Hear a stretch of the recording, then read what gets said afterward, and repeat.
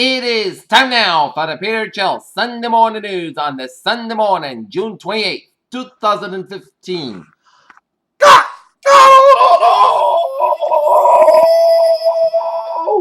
Good morning to you all this lovely Sunday morning here on this June 28th, 2015. Here are your news at 9 here. Top story at 8 a.m. is in Hong Kong, where hundreds of people were being treated at hospitals in Taiwan on Sunday after a night of wild revelry at a water park near the capital turned into a hellish nightmare when airborne powder being sprayed on the partygoers ignited. Several dozen Confederate flag supporters rallied at State House hours after the flag was taken down, and re-raised and handful of anti-flag protests were there, as well as holding signs that said "Take it down." In Malone, New York, police used floodlights overnight as they combed for dense woods in the search for escape killer David Sweat after officers carried rifles, men, checkpoints, and search vehicles. As a Greek parliament backs a decision by Prime Minister Alexis Tsipras to hold a referendum on an international bailout offer, editorials of Greek newspapers have very different views on where the country is headed next. In Southern Tunisia, on the second day of the third all-day in Tunisia, Chris Callahan was chased by a terrorist and shot in the leg. Her right femur shattered as in Vienna, negotiators from 6 countries tried to make a deal with Iran converged Sunday in Vienna as an Iranian official warned that there would be no deal if the country must relinquish too much of its nuclear program. An Islamist who had beheaded his boss and depiction and decapitated the dead to a mobile to be in serious sparking speculation that may have not been a lone wolf attacker. In Brussels, a bus carrying a British school student has gone off the highway and overturned near the Belgian coast. The Middle Cookie, Jana Rommel Apatal said one person was killed in the Sunday morning accident on the E40 highway.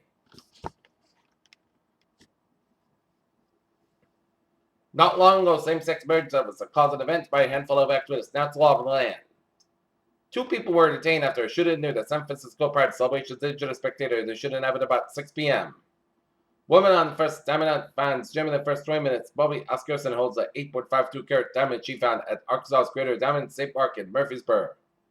The United States Supreme Court Thursday overruled a conservative legal challenge that was potentially aiding and bringing in President Obama's health care law down, maintaining a countrywide tax subsidies as essential to its distinctive domestic policies. In Frankfurt, the Bank of International Settlements issued a stock warning on Sunday that the fabled global economy remains too dependent on monetary policy to stimulate demand in the absence of more or less than structural reforms. Shanghai, China's monetary easing at the weekend was aimed at stopping the stock market stampede, but some economists worried that policy is being used to prop up an equity rally that was not based on fundamentals that has not done much. At Florida Retail, Nike and corporate made headlines last week as the company delivered a quarterly earnings and revenue that topped Wall Street's expectations.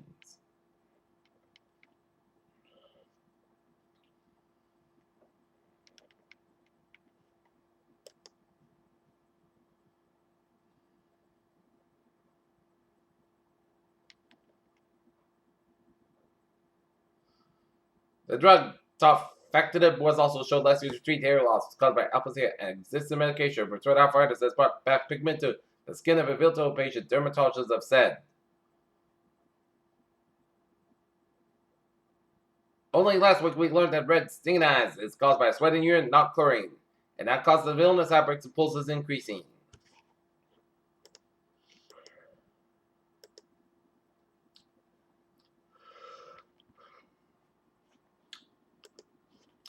Here, Channel News time, 8:03, time now for sports. Here, the Boston Red Sox lose to the Tampa Bay Rays down at St. Pete 4-1. The Red Sox Rays go out again this afternoon at 1:10 p.m. Here, and the New England Revolution lose to the Vancouver Impact 2-1 last night at Gillette Stadium. Here, Brian Armour will go to the final day of the Travelers Championship with a one-shot lead after a bogey-free third round of 6-5 in Granville, Connecticut. Timothy Bradley survives controversial round 12 to defeat Jesse Vargas in the WBO welterweight championship bout. England go through the semifinals after seeing off host Canada 2-1 as after a frantic start and a timeless slip from Lawrence Sussman was capitalized on so coolly by Jody Tail for England to just 10 minutes.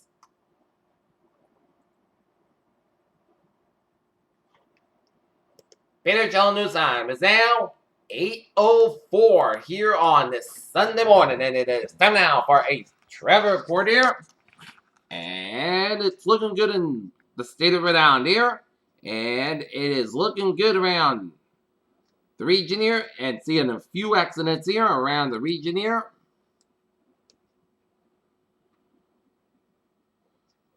We got 495 in the southbound side. We got an exit around 225 westward, so expecting plays around that area here. 120 on the northbound side, and exit after Route 20 to Reading, so expecting delays in that area here. 1A slowing both ends before Route 93 in Boston here. Mass back to the westbound side, slow around 120 in the western here, and interchange to 495 with mass back a little slow. And IA4 slow in Sturbridge, and IA4 in the eastbound side slow before the mass back in Sturbridge here. And Interstate 95 at the northbound side, it's slow around Route 101 in Northampton, New Hampshire here. But otherwise, a smooth sailing can be on a Sunday morning here. Just take it easy out there on the highways because it is raining outside here. And looking at the MBTA alerts here at 8:06 here. Subway system, it's looking good.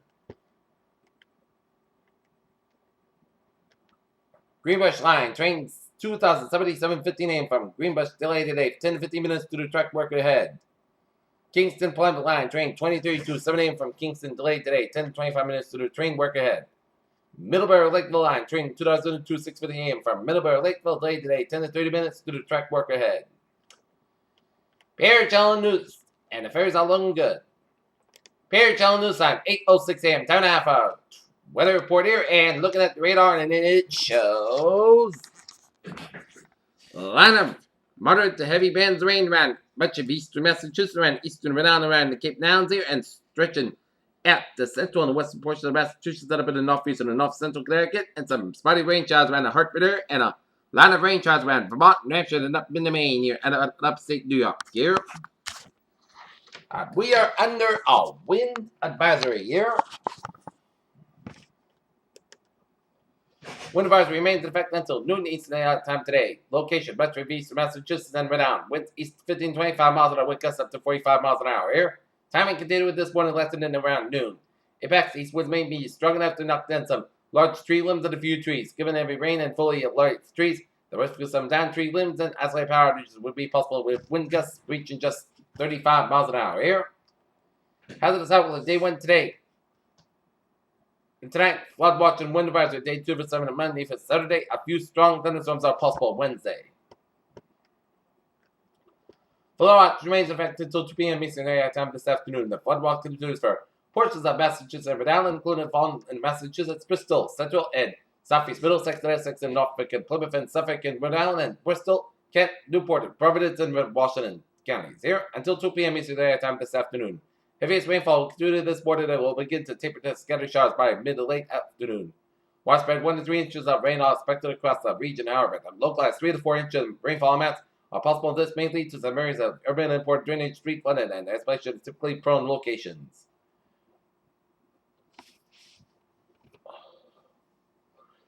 And the flood watch means there will be a potential for flooding based on care forecast. You should monitor later forecast to be alert for possible flood warnings. Those living in areas part of the flooded should be prepared to take action should flood develop here.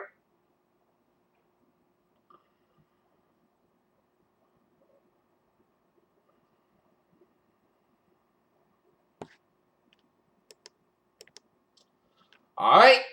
7-day forecast goes like this. For today, showers possibly tests are made before the scattered showers and tests this afternoon. Benchmark at 67 degrees, east with about 7 to 15 miles an hour here. With gust size 36 miles by chest base is 9%. New rainfall amounts between a half and 3/4 inch possible. Tonight, SA showers at before 11 p.m.